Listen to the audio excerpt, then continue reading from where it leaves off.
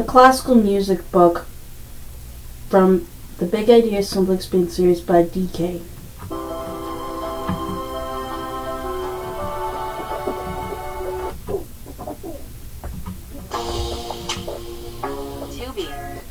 Foreword. Music has a certain magic. It can transport us to a different world, drive us to dance, or remind us of lost loved ones. A single chord can reduce us to tears, far from being exclusively reserved. The kind of music that provided people in the Western world with pleasure and inspiration for most of the past millennium, and now commonly known as classical music, is still delighting listeners today. It toys with our emotions in our favorite movies and symphonic swells add drama to the action of computer games. Oh my gosh. And it hides in the structure and melodies of everyday pop songs. Its magic is of a very special sort, one that has grown and evolved over the centuries, shaped by politics, geography, religion, and the particular genius of a multitude of great composers. Sometimes it's enough just to listen to let the music wash over and through you without asking why, when, or how this piece originated.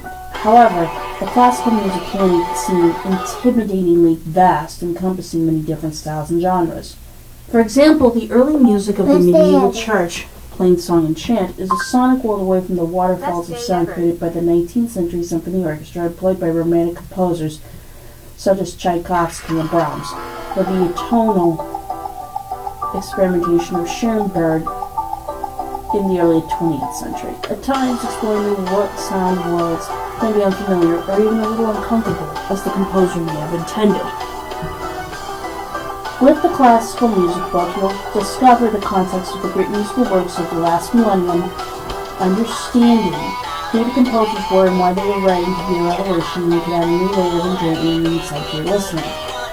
A familiar piece of Vivaldi's Horses takes on a whole new resonance when you learn that Vivaldi demonstrated the true potential of the concerto horn for the first time, and that his reputation from Italy to Germany were inspired the young organist Johann Sebastian Bach. You might know that Beethoven was deaf later in life, but learning which of his works he composed yet never actually heard adds a poignancy and an increased sense of wonder to the listening experience. Realizing that Mozart was effectively an 18th century pop star might convince you to give the marriage of Figaro another try. Power, patronage, and censorship have each played a part in the genesis of some of the best pieces of music. As you'll discover, the real-life drama scandals often kept pace with the musical dramatics on the stage and in the score. These then are the worlds the book will holding invites you to explore.